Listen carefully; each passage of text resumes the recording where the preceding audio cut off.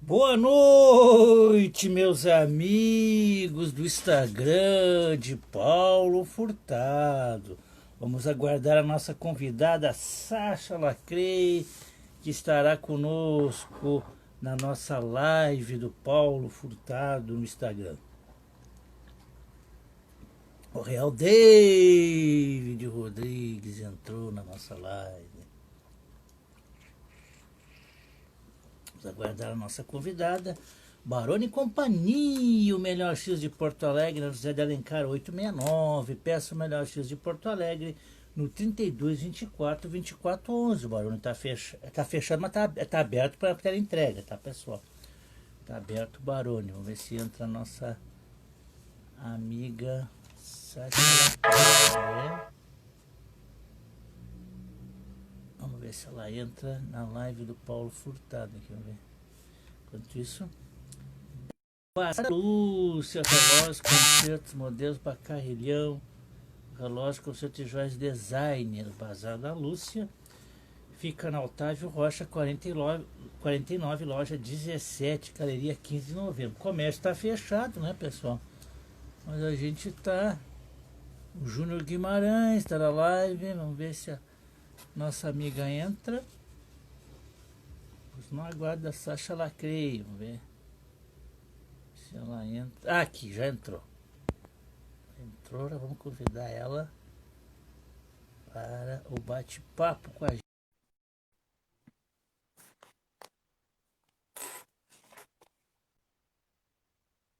Esperar. Tá entrando. Olá! Boa noite, Sasha Lacrei, isso? Isso mesmo. Prazer em conhecê-la, primeira vez que está aqui com a gente. Eu não Prazer. sei se... Eu já ouvi umas fotos suas, eu não sei se tu se apresentava lá no Vitrô. Sim, já me apresentei no Vitrô algumas vezes e faço parte do elenco fixo do Workroom. Nós conversamos lá no Vitrô, né? Pode ser que tenhamos conversado, que também faz um tempinho, agora com tudo fechado, né? Faz um tempinho que eu não. Claro. Né, então, e também naquela movimentação de show, a gente acaba falando com tantas pessoas que às vezes a gente até nem lembra, né? Mas é bem possível que a gente tenha conversado, sim. É porque eu vi umas fotos suas lá. Eu ia lá muito antes de fechar e da pandemia, né? Eu ia nos domingos, às vezes no sábado lá. E eu não me lembrava assim de ter te visto. Eu vi que tu estava lá porque elas tuas fotos, né? Eu vi, tu tem uma variedade de apresentações ali, eu vi muitas fotos bonitas suas. Sasha, me diga uma coisa.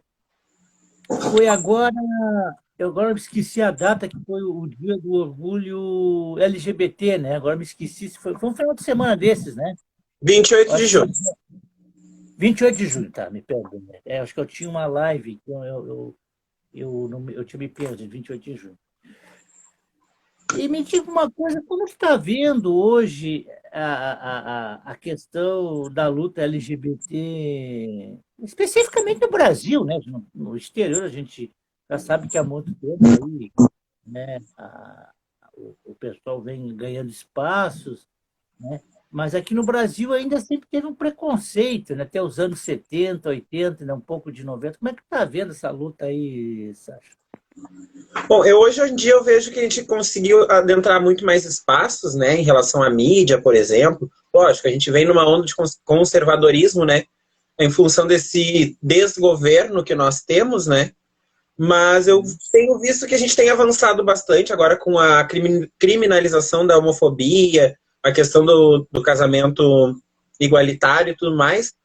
Porém, em contrapartida, eu tenho visto também muito oportunismo das marcas em usar a nossa bandeira, em usar a nossa luta para vender produtos, né? Porque chega mês de junho, o que a gente vê de marcas que se dizem a favor da luta LGBT, que se colocam ali a favor da causa LGBT, é bem grande. E se a gente parar para analisar nos números, né, se a gente for a fundo pesquisar dentro dessas empresas, os números desses quadros de funcionários não empregam na sua maioria pessoas de fato LGBT, né? Principalmente pessoas trans, né? Falando dessa questão de empregabilidade no seu quadro de funcionários de chefia, né? Porque o quadro de funcionários de chão de fábrica, vamos dizer assim, a gente até vê, mas em cargos de chefia, né? Em cargos a gente vai ver sempre as mesmas pessoas, sempre os mesmos homens brancos de classe média dominando as classes executivas e usando dos nossos da nossa luta, da nossa pauta como um produto. Tu, como uma mulher negra, trans, e não sei se tu acompanha essa questão racial, como é que tá vendo? Como é que é a questão?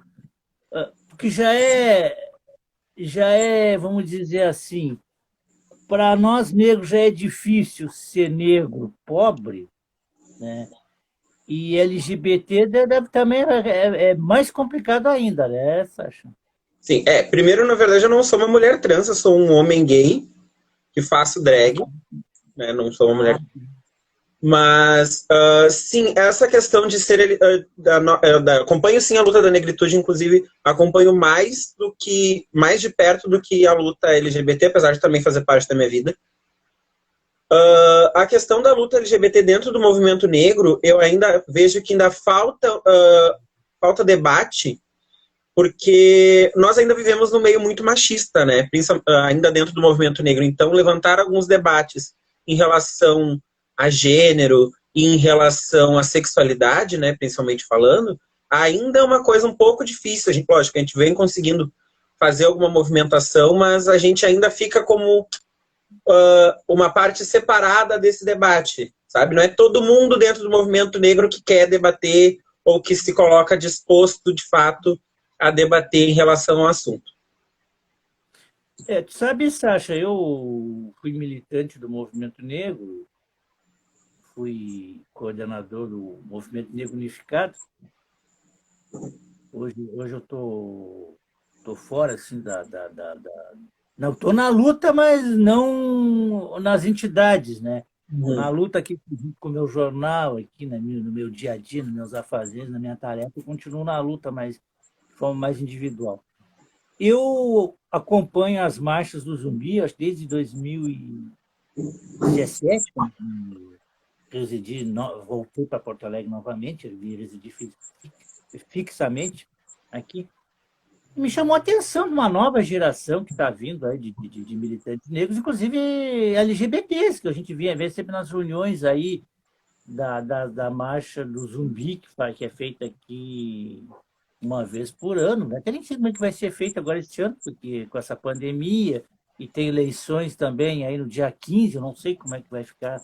Até eu vou conversar quarta-feira com a Carla, que eu vou entrevistar ela aqui no Instagram, de repente eu vou ver como é que vai ser essa perspectiva.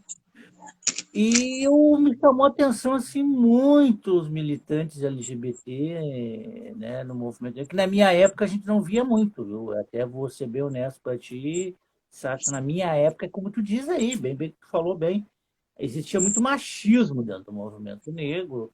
Eu me recordo assim de alguns companheiros que, né, ficavam meio com a cara virada assim com essa questão, né? Então, hoje eu já vi um pouco diferente, né? Não sei se porque surgiu várias organizações, várias entidades, né? Me diga uma coisa, esse coletivo Bichas Pretas, que você, tu que é fundadora, quem é que faz parte, como é que se reúne, como é que é feito o debate desse coletivo? Na verdade, nós somos um coletivo de arte. Eu não sou fundador do coletivo, na verdade, ele nasceu através do Marco Chagas, que é meu amigo, e ele é coreógrafo e bailarino, e aí ele escreveu um espetáculo de dança intitulado Bichas Pretas da Rejeição ao Fetiche, e nós estávamos em cartaz até ano passado, inclusive agora, mês que vem, em agosto, nós fazemos 2 anos, né? Esse ano nós tínhamos alguma programação já para 2020, que obviamente não, né, foi derrubada por conta da pandemia, né? Porque teatro é a primeira coisa que fecha e a última coisa que vai voltar, né? Como a gente sabe, por causa da questão da aglomeração. E aí, com o passar do tempo, a partir do momento que nós colocamos a peça em cartaz, começamos a fazer a rodar, né, em alguns teatros de Porto Alegre, a gente começou a se entender enquanto um coletivo de pessoas LGBT negras, artistas que tinham um propósito para além de fazer teatro, né, para além de fazer dança, né, para além de estar nos palcos. A gente começou com a intenção, a partir daí da intenção de dar um retorno, né, daquilo que a gente fazia, para não ficar só a gente ali fazendo para bonito, né, para a gente também, já que nós somos essas bichas pretas, acolher os nossos iguais. Então, a gente existe desde 2018, né, desde agosto de 2018. Temos o nosso Instagram, @bichaspretas, que nós no próximo mês vamos estar fazendo uma programação de aniversário com algumas aulas de dança. Vou também tá ministrando uma aula de maquiagem, a gente vai estar ali distribuindo conteúdo, né? O nosso coletivo se baseia basicamente nisso. E desde o ano de 2019, desde o ano passado, nós fazemos parte também da organização de coletivos da Parada Livre de Porto Alegre, por a gente entender a importância de também ter mais coletivos LGBT com representatividade negra dentro da organização do nosso movimento. Nesse pessoal da Marcha do Zumbi, vocês não entraram em contato aí com essa pessoa que coordena aí a Marcha do Zumbi? Aí? Não, porque como eu te falei, né, a gente vinha com a função da peça, com a função do espetáculo, e de um ano para cá, mais que a gente tem começado a tentar atuar mais como um coletivo, né, de estar presente. A gente, enquanto pessoas, a gente já se colocava presente, sempre se colocou presente em eventos como a Marcha e tal, só que não como coletivo. Então, a gente vem se organizando aos poucos, porque nós não somos muitas pessoas, nós somos um coletivo com um total de 6 pessoas, por enquanto. Então, pra gente, por enquanto, nós estamos dentro da função da parada e estudando maneiras de aproximação para outros movimentos também, né, para que a gente consiga fazer esse diálogo dessa interseccionalidade de pauta, né, da questão racial com a questão LGBT. De fato, a gente ainda não está dentro da organização, procurou a questão o pessoal da Marcha Zumbi Dandara, mas é mais por uma questão de a gente... Porque a maioria do pessoal do coletivo está terminando faculdade, e aí término de faculdade é aquela função, TCC, trabalho para entregar e etc. Acho que a única pessoa ali que não está na faculdade sou eu. Então, a gente está tentando distribuir aos muitos, né, aos nossos poucos, mas tentando distribuir ao máximo essas tarefas que nós temos. Então, a gente ainda está engatinhando, é um coletivo novo, né? Tu trabalha mais com teatro, ou você acha, ou tem outra função, uma coisa política, assim, ou não? Assim, eu até antes de começar a pandemia, eu trabalhava como freelancer em casa de festa, trabalhando em bar, servindo bebida e tal. E fazendo os shows, né, no Vitrô, que nem tu citastes, e no Workroom, que eu sou parte do elenco fixo. Então, todo mês lá eu tinha show confirmado. Então, eu trabalhava basicamente com isso, né. O teatro, a gente não era sempre, né, porque é questão digital, então a gente entrava em cartaz 2 vezes no ano, mais ou menos. Então, o teatro ainda era uma parte, mas a maioria do meu trabalho se resumia em performance e em festa. Eu não sei se tu conhece ela, eu assim, não sou assim amigo dela, mas acompanho o trabalho dela, já tive algumas conversas com ela, estou tentando até entrevistar ela, mas ainda está um pouco difícil para a agenda dela. A Glória Cristal, eu sou um fã da forma como ela trabalha, né? Por mais que não somos da mesma ideologia política, mas eu acho bacana assim, o empenho que ela tem aí na causa LGBT, né? E assim, por exemplo, das poucas que a gente vê nesse cenário político partidário, né? Então me chamou muita atenção assim, o trabalho que ela tem feito aqui em Porto Alegre. Tu mora aqui, Sasha? Não, eu moro em Guaíba, que é todinho, né? Pertinho, né? E aí, como é que tá a bandeira vermelha aí? Como é que tá aí a questão do coronavírus? Aqui, bandeira vermelha é região, né? Pela região. Então, Porto Alegre, toda a região metropolitana, a gente está em bandeira vermelha. Me diga uma coisa, Sasha. De onde você se inspira para todos esses visuais que eu observei assim no teu Instagram ali? Tu tem várias performances diferentes, né? Às vezes não dá nem para linkar que é você, que é você muitas vezes, né? Porque tem várias. Eu não sei, tu se inspira em alguns personagens de filme, de teatro, como é que tu faz aquele todo o teu visual? Bom, eu me inspiro muito. A minha maquiagem é basicamente inspirada nessas moças da internet, nessas meninas da internet que fazem maquiagem, todas mulheres negras. Eu acho que a gente tem que valorizar e se inspirar nos nossos iguais. Questão de vestimenta, tem muita coisa que eu crio da minha cabeça ali. Então, tipo, eu imagino e faço.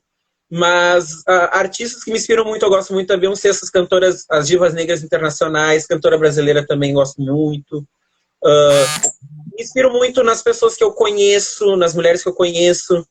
Eu acho que a gente consegue absorver. A linguagem de teatro me deu a percepção de absorver do que está ao meu redor. Então, o trejeito de uma, o gestual de outra pessoa. E aí eu vou encaixando conforme a música, a performance que eu quero fazer. Mas minhas aspirações são basicamente a nossa comunidade, digamos assim. E que você apresentou na Parada Livre, Sasha? Sim, sim. Desde 2000 e... Nós estamos em 2020, eu acho que desde 2014 eu me apresento na Parada Livre. Todos os anos tem que me apresentar.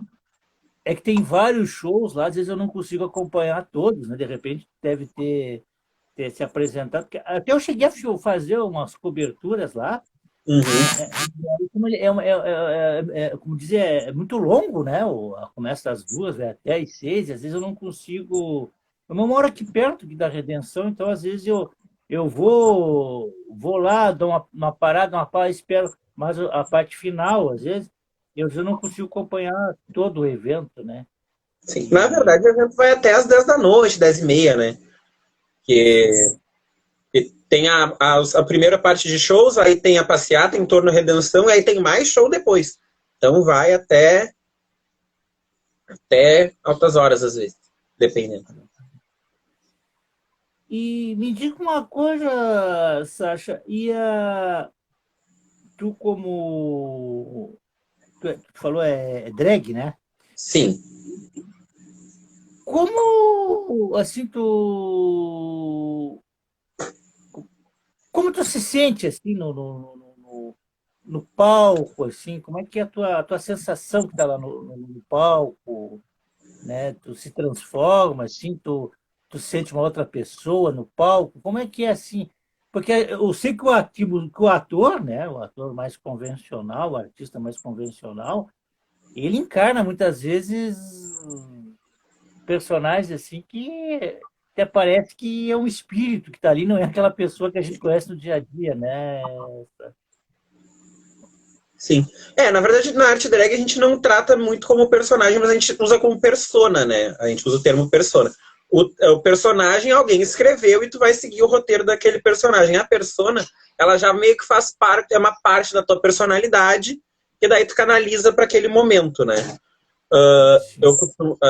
Então, quando eu tô no palco, depende muito. Tem dias que. Porque, como a gente não está interpretando diretamente alguém, a gente está se interpretando, a gente faz uma interpretação de si próprio, lógico, com outro visual, com outro figurino, com outro cabelo, enfim, a gente tem a questão da máscara, né, da maquiagem, então a gente usa tudo isso meio para ter um por trás, né, para a gente poder se esconder e entregar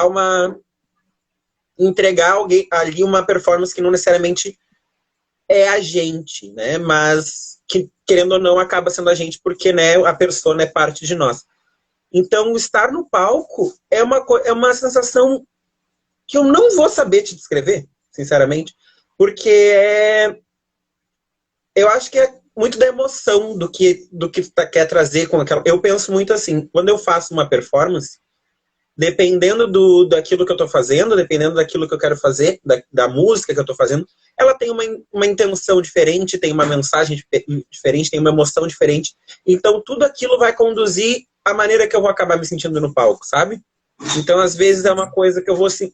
que eu vou sair mais leve, que eu vou sair mais feliz. Às vezes é alguma coisa que eu vou sair um pouco mais triste, mais pesado, mas é porque a cena, digamos assim, o cênico acabava me pedindo isso. Então, varia muito para mim, pelo menos, varia muito de performance para performance, dependendo daquilo que eu quero entregar para o público.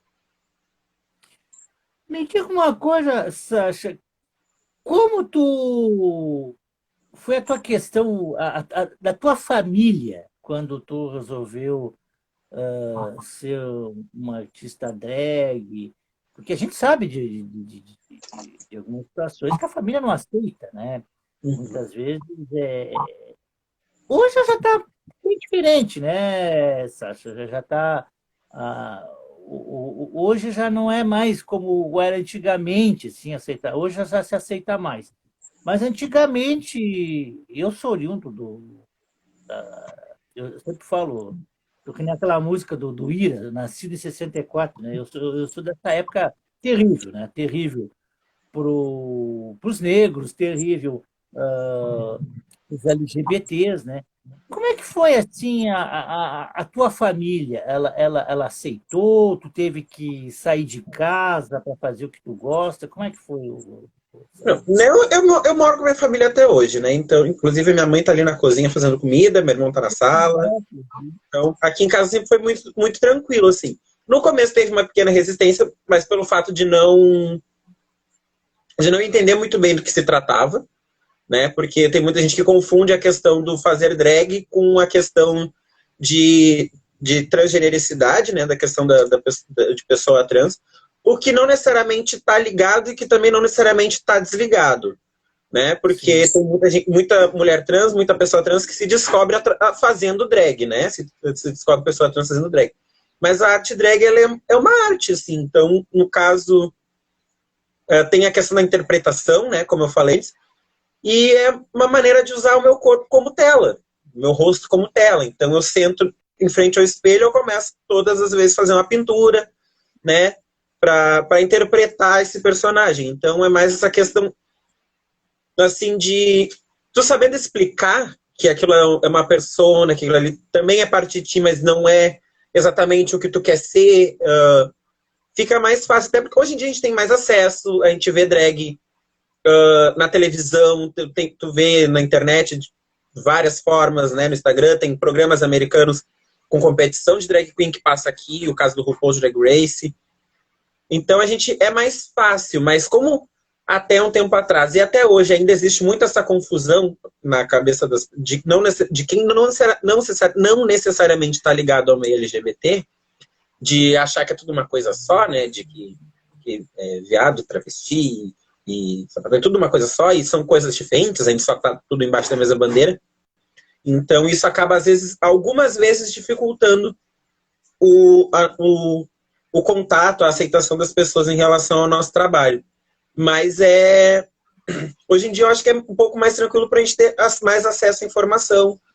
E essa galera mais nova, eu digo mais nova, até mais nova que eu, consegui explicar melhor para os seus pais, conseguir ter diálogo, ser mais desenvolta no conversar e dizer assim, olha, é isso, o que eu faço é isso, pessoa X é assim, pessoa Y é daquele jeito. Eu acho que isso facilita muito, tem facilitado muito para essas novas gerações. Mas com a minha família foi super tranquilo, assim, teve uma pequena resistência, mas depois, como eu também sou meio teimoso, eu falei, vão achar bom, vão achar ruim, eu vou fazer igual. E aí continuei fazendo, eu já faço isso há 5 anos, hoje em dia, não tem problema nenhum fazer isso dentro de casa, né, como toda quarta-feira eu faço live no meu Instagram, e aí eu tô sempre montado, então, toda semana eu tô aqui sentado no meu quarto, me maquiando, fazendo as minhas coisas, minha família super apoia. Tu anda assim vestida assim, de feminina ou não? Não, dia a dia não, só em dia que eu tenho que fazer show ou algum show, tá. Os dias eu tô vestindo. Eu entrevistei a Letícia. Entendo. Sim. Eu entrevistei a Letícia, a Quenta, acho que é o nome da revista, e ela teve que ir comigo aqui no Instagram, que ela. Eu acho que até deu uma entrevista para ela, né? Da Quenta, revista muito querida. Inclusive foi muito bem, foi uma repercussão boa no movimento negro, inclusive no grupo do está muito, que eu vi a entrevista que tu fez para ele. Eu não tinha ligado que era assim, quando te convidei, depois é que eu fui pesquisar no teu perfil, que eu vi que tu tinha dado entrevista para a Letícia, né? E até foi uma repercussão muito bacana aí no grupo do WhatsApp do movimento. E me diga uma coisa, enquanto eu vi essa questão política, nós temos um presidente da República homofóbico, né, declaradamente homofóbico, né, que se elegeu em cima dessa bandeira, mas me parece assim, Sasha, que sendo homofóbico e o inimigo, não só LGBT, dos negros, dos democratas, mas ele não consegue avançar essa ideologia, né? Graças a Deus, né? Acho que Tá falhando um pouco o teu áudio, eu não estou conseguindo te ouvir muito bem. Se puder repetir a pergunta, por favor. Nós temos um presidente da República, tá ouvindo bem agora? Tá chegando legal o som? Sim, agora eu consigo te ouvir. Tem um presidente da República homofóbico, né?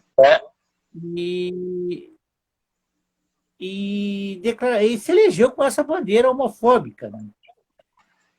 Mas me parece que não avançou a ideologia dele, né? Sim, é que se a gente for parar para pensar, o pessoal falou assim, quando veio a candidatura do Bolsonaro, é que agora estamos passando por uma onda de conservadorismo, isso e aquilo. A gente não está passando por uma onda de conservadorismo.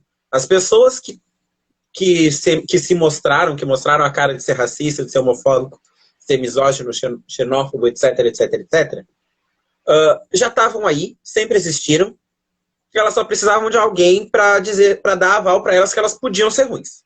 Que foi o que aconteceu. Né? Apareceu o Bolsonaro falando aquele monte de besteira que ele fala, e as pessoas se identificaram e mostraram a cara. Porque sempre existiu. Para mim, meu pensamento é esse. Essas pessoas, de fato, elegeram. Só que o que acontece? Pelo pouco de política que eu entendo alguma coisa, mas do funcionamento geral da política, que eu vejo, assim, ele achou que ele ia mandar em tudo, que ele ia chegar lá e ia passar a caneta Bic dele lá para qualquer coisa, e esqueceu que tem outros processos políticos que qualquer coisa que ele vai falar, ou que qualquer outro político vai falar, vai ter que passar por outras pessoas. Sabe? Então, quando eu vejo que essas pautas não avançam, e fico feliz porque não avançam, é porque a gente tem um presidente que tem um ego do tamanho de um bonde, burro pra caramba, mas que tem um ego do tamanho de um bonde, que achou que ele ia ser, que o Brasil é uma monarquia, sei lá, ou que ele ia se tornar o ditador, que, né, como ele mesmo já se colocou a favor da ditadura militar, e achando que o que ele falasse, inclusive ele acha que o que ele fala é lei, que o que, tipo, qualquer bobagem que ele fala é ordem, e não é bem assim, né? A gente sabe que tem que passar pelo Supremo, pelo Congresso, etc, etc, etc. E aí, felizmente, eu digo mais pelo Supremo Tribunal, a gente ainda consegue ter, agora que nem foi aprovado alguns estados, que nem o Rio Grande do Sul, na maioria dos estados, na verdade, a questão agora de finalmente pessoas LGBT terem a liberdade de doar sangue, que a gente não pode doar sangue, né? Sendo que não existe essa coisa de grupo de risco e sim comportamento de risco. Se a gente for observar os números de infecção por HIV e AIDS, tem crescido entre casais héteros da terceira idade. E não entre as pessoas LGBT. Lógico, temos números ainda bem altos entre pessoas LGBT, principalmente entre homens gays. Mas o número vem crescendo alarmantemente entre pessoas héteros da terceira idade. Sim. E a gente não pode doar sangue. Então agora a gente tem essa liberação, quer dizer, ainda está passando de estado para estado. O Rio Grande do Sul não aprovou, o único estado no Brasil que aprovou foi o Ceará, se eu não me engano, a liberação de pessoas LGBT doarem sangue, porque, né, os bancos de sangue estão vazios com essa função da pandemia, e as pessoas não se atinam que a gente pode doar sangue, porque um processo básico da doação de sangue é que todo sangue doado, independente, porque chega no banco de sangue, vira só uma bolsa de sangue, não tem nome da gente, não tem nada. Ele é testado para ver se tu não tá nem com uma gripe que seja. Então, tem que ser testado. Então, independente da pessoa ser LGBT ou não, vai passar por esse processo. A questão do casamento nós já tínhamos dos governos anteriores e tal, agora a criminalização da homofobia, que eu não acho que está funcionando tão bem assim, porque ela foi enquadrada dentro da lei do racismo, que a gente sabe que também não funciona. Né? O crime do racismo até parece que é pisar que parece que tu passou por alguém, tu pisou no pé da pessoa, tu pediu desculpa, tu tá liberado. E aí enquadra o crime de homofobia dentro da lei que criminaliza o racismo. Para mim não vai, ao meu ver, não funciona muito bem. Não vi na prática, mas até então, ao meu ver, pelo que eu entendo em relação à lei do racismo, isso não vai funcionar muito bem. Mas pelo menos temos o avanço de agora pelo menos ser considerado crime, né? Todas essas questões que nós temos, que a gente tem avançado, que as pautas LGBT têm avançado ultimamente, têm sido felizes. O que me preocupa em contrapartida é, numa eleição futura, isso ser usado como propaganda. Né? Se elegeu em cima de ser homofóbico, ser racista, etc, etc. Ele sabe que a popularidade dele está baixando, que possivelmente ele não vai se reeleger, e aí é muito possível que ele queira usar isso como propaganda numa próxima campanha, dizer, mas foi no meu governo que criminalizaram a homofobia, foi no meu governo que gay pôde doar sangue. Então tem um lado bom, mas e tem um lado ruim. Né? É bom porque a gente adquire mais uns direitos, é ruim porque para alguém querer usar da nossa pauta para ganhar em cima disso é muito fácil. Sim. E diz uma Sasha, como é que é a avaliação do governo do Leite? Não se fala muito, mas sabe que o Eduardo Leite é LGBT, né? E como está vendo o governo dele? O governo do Eduardo Leite, eu não... Assim, agora com essa função da pandemia, eu tenho visto até algum avanço. Assim, pelo menos está fazendo o que aparentemente deve ser feito, né? A questão do lockdown, das restrições, etc, etc.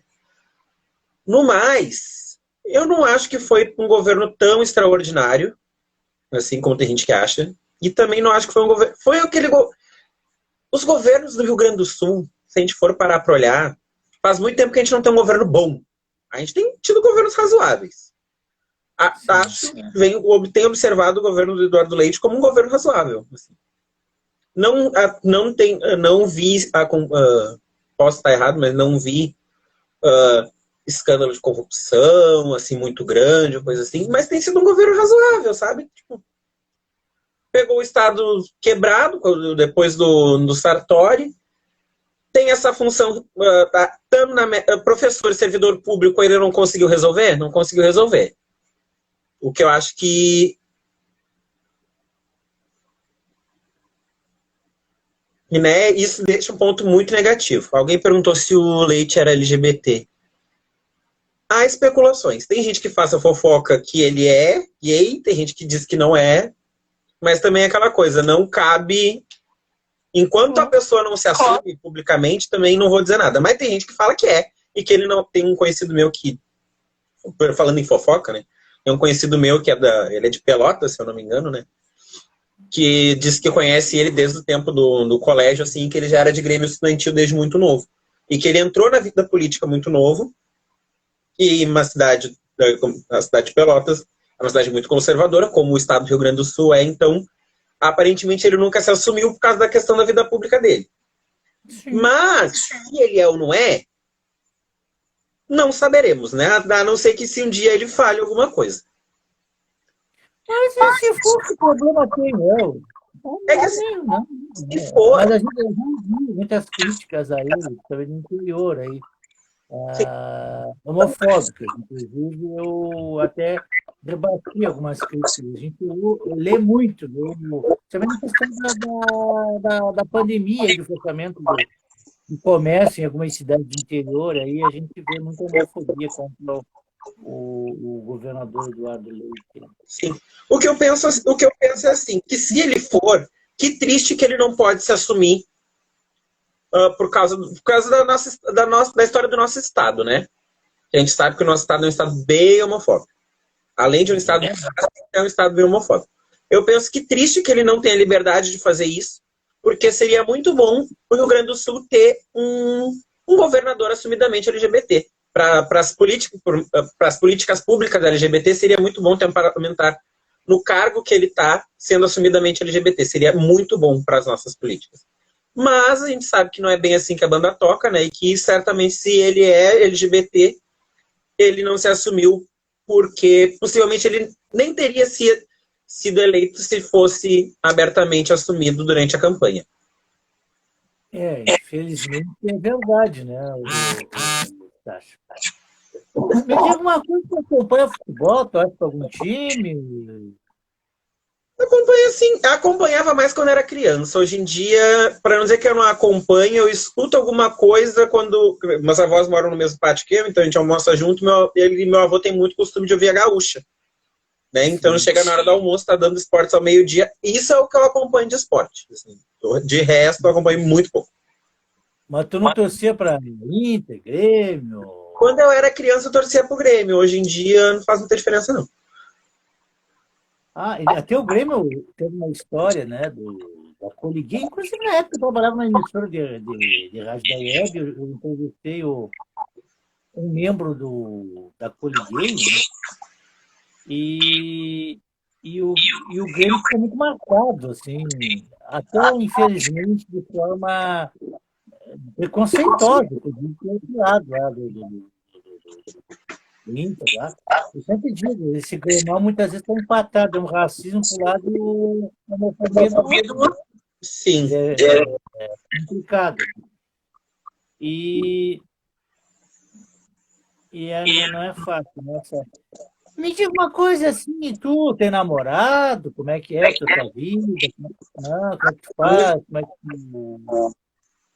Você tá vendo o dia a dia, tu cozinha? Como é a tua vida, a tua rotina, assim, minha rotina de quarentena é bem simples, assim, eu ajudo a cuidar dos meus avós, né, que são idosos, então, tipo, aquela coisa, vai no mercado, briga com eles para eles não saírem pra rua, faz comida, assim, mas basicamente, tipo, é isso, ficar dentro de casa, não tem namorado, que nem se um amigo meu que tá assistindo ali, que meu esporte é assistir novela.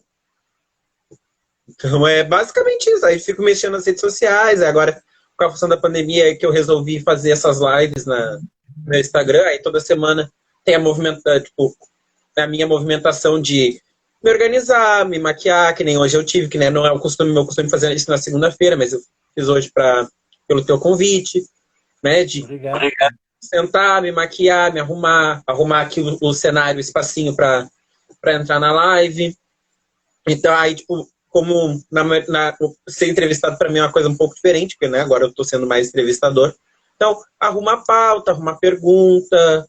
Aí, durante a semana, tem as reuniões dos coletivos com os quais eu faço parte, por vídeo chamado. Então, minha rotina é basicamente isso, assim. Agora, dos últimos meses para cá, é entrar ao vivo no Instagram e vídeo chamada e reunião por vídeo por outros aplicativos, assim, com os coletivos dos quais eu faço parte. E ver novela dele, eu tô vendo muito, porque agora com a função da pandemia, a novela que eu gostava, que era Amor de Mãe, tá cortada, né? Então nem novela eu tenho visto, mas é basicamente isso, assim. Ela foi cortada por causa da pandemia, né? Sim. É que eu não acompanho novela. Sim, a novela estava no ar, estava sendo gravada, né? E aí eles cortaram a aglomeração, etc., não reprisando novela que tá Finistão, que é uma novela que eu não gosto muito, então nem acompanho. A Sônia perguntou, queria que tu falasse um pouquinho da tua militância. A Sônia Abiquer, ela mora lá no Nordeste, né? Ela é gaúcha, mas mora no Nordeste. Bom, eu tenho atuado, que nem eu falei no início, eu atuo basicamente dentro... que nem tu falou, eu não atuo diretamente em coletivos negros, né? Que nem tu falou que atuava um tempo atrás, hoje em dia atua...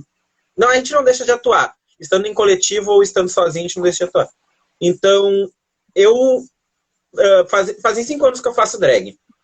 E eu sempre usei do meu trabalho para falar sobre a questão da pauta racial. Então, a minha militância se baseia basicamente nisso. Toda vez que eu estou no palco e que eu tenho a oportunidade de falar, de pegar o microfone e falar, eu sempre tento, na grande maioria das vezes, tocar no assunto, tocar na pauta, até porque a gente sabe que as casas de shows, na sua maioria, o público o público LGBT é um público majoritariamente branco, então, e de classe média em alguns lugares. Então é bom a gente trazer um pouco esse recorte para puxar as pessoas para a realidade, que uma realidade diferente que não é a sua. Então a minha pauta é sempre baseada nessa questão da militância negra. Lógico, em algum momento vai envolver mais diretamente a questão da militância LGBT, que não é diretamente o que eu trabalho, apesar de ser uma pessoa LGBT. Mas a minha militância foi sempre baseada assim, na questão da causa negra. Depois, obviamente, veio, como eu falei, que eu comecei a integrar o coletivo Bichas Pretas, né, que a gente vem fazendo esse trabalho de artivismo, que nem a gente fala, que é ativismo através da arte, também falando da causa da questão negra, mas daí mais com um olhar LGBT, e agora, de um ano para cá, a gente fazendo parte dentro do coletivo de coletivos da Parada Livre de Porto Alegre, ajudando na construção, que não fica só na construção do evento, né? Isso ocorre através do ano todo, debatendo outros temas e participando de outros eventos para trazer outras discussões. O que é importante, porque antes não tinham pessoas negras, tem algumas pessoas negras que fazem parte dos coletivos, que fazem parte da parada, mas até então não tinha um coletivo só de pessoas negras LGBT dentro da construção do que é a Parada Livre de Porto Alegre. E a gente vê isso com uma certa importância, né, o coletivo Bichas Pretas estar lá dentro, para a gente trazer esse olhar de que, né, a gente sempre tem que trazer ainda em 2020 o olhar do recorte facial, o olhar da pessoa negra sobre uma mesma pauta que uma pessoa branca vai ver de forma diferente. Acho que foi teu amigo que perguntou quais os coletivos, né?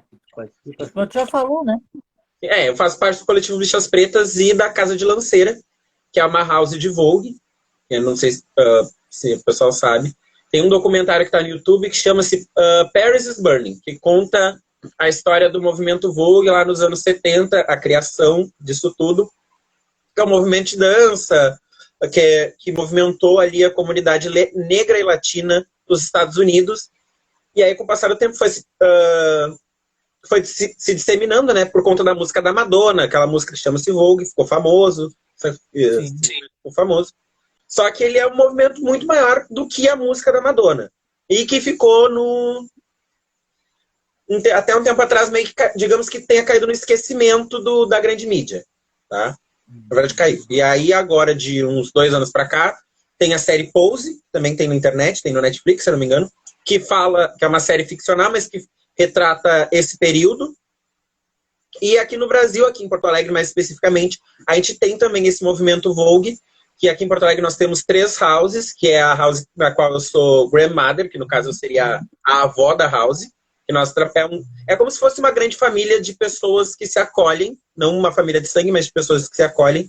E o meu cargo é que eu sou a avó da house, porque eu sou mãe drag do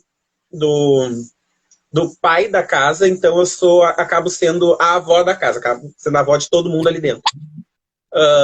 E aí nós temos em Porto Alegre 3 houses, que é a Casa de Lanceira, que é da qual eu faço parte, House of Arpia, e a Casa de Calissa, que a Casa de Calissa é uma casa na qual só fazem parte pessoas trans. Também é uma casa muito... Inclusive, é a única casa em Porto Alegre, a única house em Porto Alegre que as pessoas, de fato, moram juntas. Elas moram todas juntas numa mesma casa. Nas outras houses, nós somos coletivos de pessoas que digamos, que a gente se acolhe como família, mas que a gente não necessariamente mora junto. Então, além do coletivo da Parada, né? Através do meu coletivo Bichas Pretas, que nem eu falei no início. Você se apresentou fora do estado já, Sasha? Oi? Já se apresentou fora do estado? Não, nunca. Na verdade, acho que... Olha, o mais longe que eu fui para me apresentar foi Porto Alegre mesmo. Que eu ia sempre, né? Agora que eu estou na pandemia, tá tudo parado. Mas não, nunca me apresentei fora do estado, não.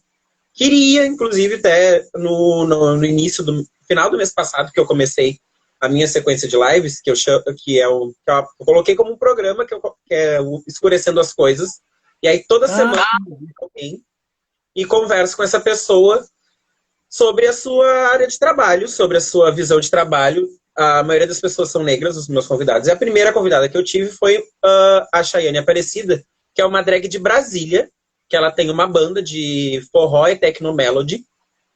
Posso estar errado no ritmo, mas enfim. E aí eu conversei com ela sobre arte negra e a relação com o público, né? E aí até o pessoal de Brasília que estava assistindo por causa dela e tal, que chegou na live através dela, alguma produção ali, tipo, já me indicou. Então eu espero que depois da pandemia eu consiga fazer alguma viagem para fora do estado para conhecer outros lugares, mas trabalhar mesmo, me apresentar em outros estados, não. me diz uma coisa, tu, tu, na tua opinião, tu acha que a comunidade LGBT ela é unificada? Ou existe no mundo LGBT uma rivalidade, assim, entre setores? Eu não vou dizer rivalidade, mas eu vou dizer apagamento. Porque quando a gente fala de comunidade LGBT, quando a gente fala dessa diversidade estampada na capa da revista, no outdoor, por exemplo, a gente vai ainda ver muito homem branco cisgênero, né? Que é a pessoa que nasceu lá com o sexo designado pelo médico e continua, segue o resto da vida se entendendo com o mesmo.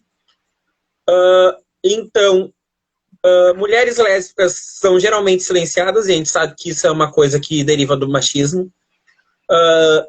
Pessoas trans continuam sendo muito mortas e apagadas dentro do movimento. Não é quase muita gente, tem muita gente LGBT que às vezes não considera a existência dessas pessoas trans, o que é muito triste.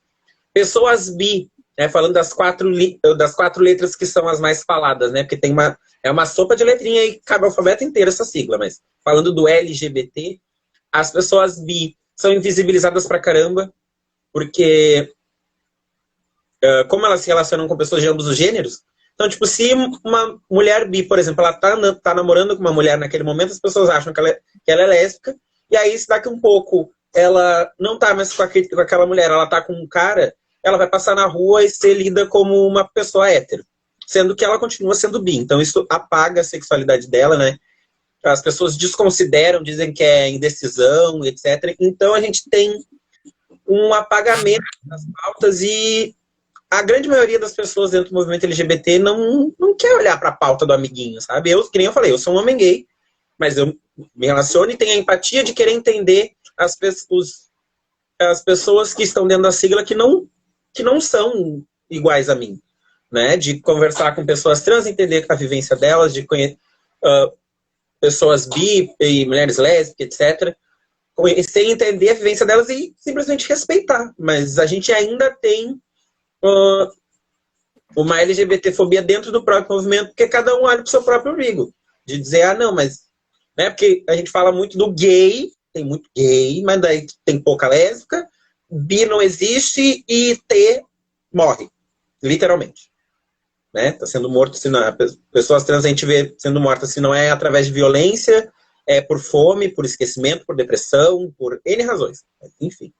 Acho que então a gente ainda tem muito que melhorar dentro da nossa pauta, dentro do nosso dessa desconstrução que a gente prega, para, no fim das contas, sim, chegar e dizer que nós somos uma comunidade unida. A gente é unido na hora de fazer festa, na hora de fazer de ir lá pra parada, beber, dançar, ir pra boate e dançar. Agora, na hora da pauta mesmo, na hora do pega pra capar, a gente não é unido, não. Então parece um pouco semelhante ao movimento negro, porque tu falaste aí, no início a gente tinha debatido, né? Porque agora é que eu não milito mais nas entidades, então eu fico um pouco difícil de dizer como funciona atualmente as entidades negras hoje, de abertura desse debate LGBT, mas a gente sabe que dentro do movimento negro tem várias situações, a questão ideológica, partidária, né? A questão de modo de ver a luta racial no Brasil, né? Uhum. Então, me parece, até essa pergunta que eu tinha feito aí da União, e esses LGBTs que votaram no Bolsonaro? Olha, eu não sei nem o que te dizer sobre essas pessoas, mas a gente vive num país elitista e racista. Tá? E mesmo nós sendo pessoas negras e pessoas periféricas, muitas vezes o que nos é ensinado é a ser elitista e racista. E aí, então, quando a gente vê um comportamento como o do Bolsonaro, que é basicamente o que a gente é ensinado a ser, né? Ser negro é errado, porque a gente ainda vê muito negro, né? Dizendo que não é negro, ou quando a gente fala alguma coisa em relação à pauta, desconversa, ou acha que é exagero, etc. E ainda vê muito LGBT com um falso moralismo. Então, não me surpreende que tenham pessoas LGBT que tenham votado no Bolsonaro. Porque a nossa maioria são pessoas brancas de classe média.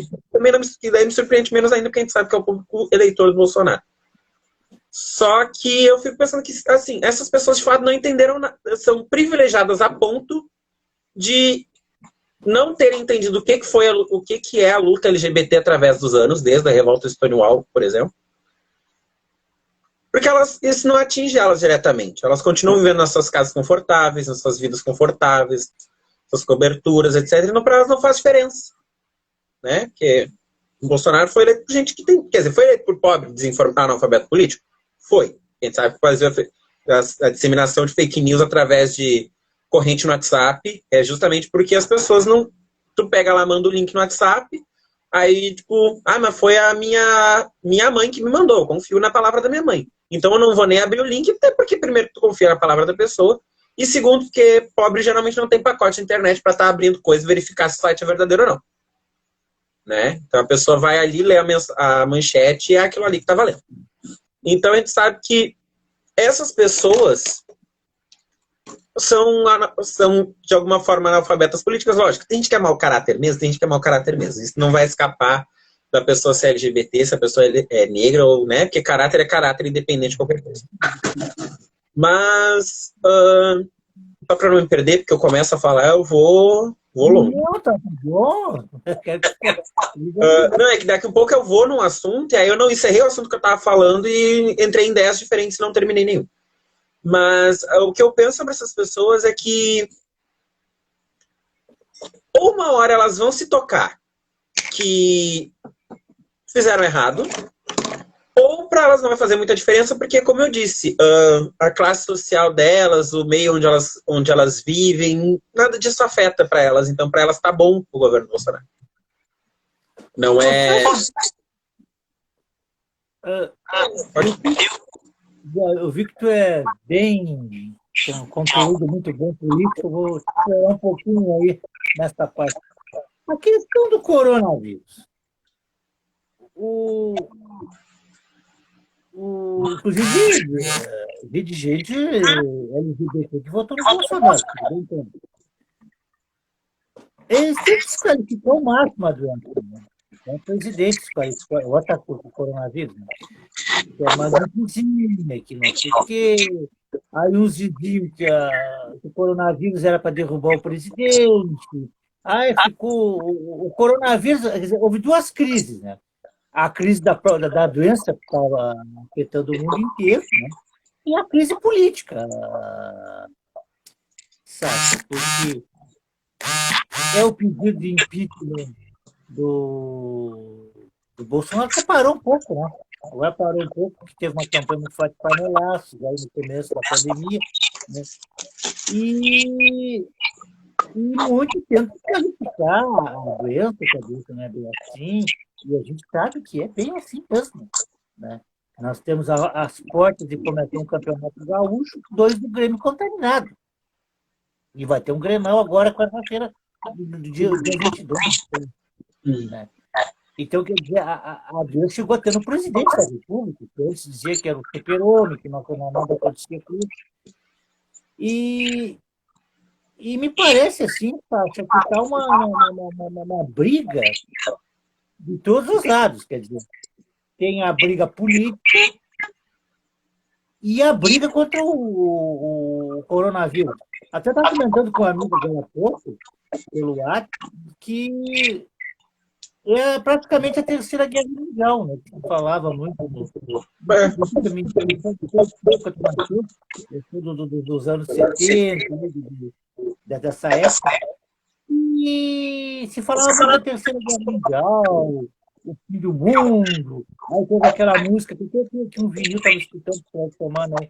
O dia que a Terra parou, na época dos anos 70, esse Raul Seixas é louco da cabeça, aí fuma umas coisas aí, toma um chá de cogumelo e fica louco da cabeça, e mesmo, esse meio profeta, meio espiritual, eu não sei de onde o Raul tirava essas inspirações para as composições dele, mas nada do que ele escreveu é mentira. Hoje a gente vê a pura realidade, né, Sasha? Como é que vê essa questão toda do coronavírus?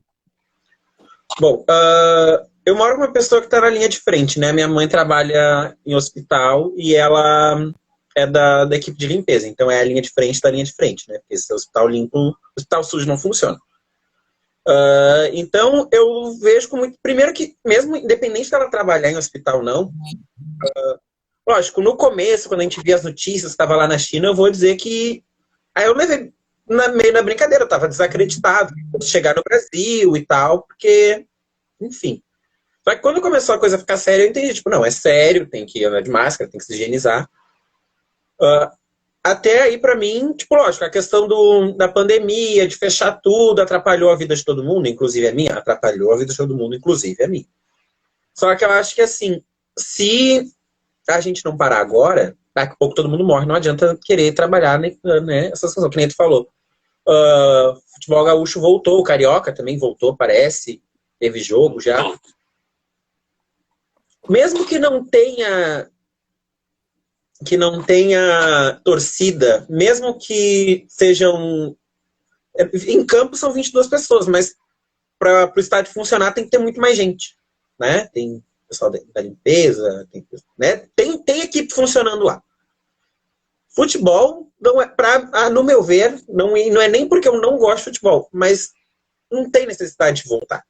Como a gente falou, tem 2 do Grêmio infectados. Espera! Vai terminar o campeonato? Termina depois, sabe? Tem coisa mais importante acontecendo. Nem tu falou o negócio do Bolsonaro que tá com Covid. Eu acho que isso é jogada política para falar da tal da cloroquina. Eu não duvido nada. Porque ele tava lá para cima, para baixo, sem máscara, não sei o que, desacreditava. Aí de um dia para noite tá com Covid, testou positivo pro Covid, aí no outro dia tava fazendo vídeo muito bem tomando tal da cloroquina. Pra mim, essa jogada política, porque né, ele tentou emplacar o raio da cloroquina, o gado dele continua dizendo que a cloroquina salva, e os estudos médicos falando que o troço dá até taquicardia, que tu vai tomar, o risco de ter um infarto é maior do que se curar de alguma coisa que o troço não cura. Então, como a gente vê, a gente está passando por um momento político onde a gente tem muita pessoa ainda crente no que o Bolsonaro fala, é óbvio que vai ter muita gente que não vai levar a pandemia a sério. E aí toda aquela questão, mas o Brasil não pode parar, e a economia, não sei o quê. Eu entendo a questão da economia, só que... E eu sei que a realidade do brasileiro, principalmente falando nesse desgoverno que a gente está passando, é muito diferente da realidade do americano, que o governo não está dando suporte, e etc. Só que não estava dando suporte antes. Mas as pessoas vão morrer de fome. Já tinha gente morrendo de fome antes, já tinha gente o índice de desemprego estava alto pra caramba. Então, a pandemia, no meu ponto de vista, ainda mais vendo que as pessoas estão levando a brincadeira, né? Tipo, indo domingo pro gasômetro, por exemplo, da bandinha sem máscara. O jogo de futebol com 20 pessoas em campo, mais técnico, mais reserva, com a desculpa de que é área aberta, para mim é a mesma coisa que as pessoas indo pro gasômetro. Mesma coisa. Me diz uma coisa, Sasha. A questão racial voltou muito forte depois daquele filme terrível, né? Que o George Floyd foi vítima policial, voltou o debate. Agora tá 20 segundos para encerrar aqui. Tu fica à disposição para me chamar de novo? Para concluir contigo? Eu acho que vai terminar aqui. Eu te chamo aqui de novo, tá? Fica aí no aguardo para fazer uma outra live, mas concluir aí, tá? Tá bom.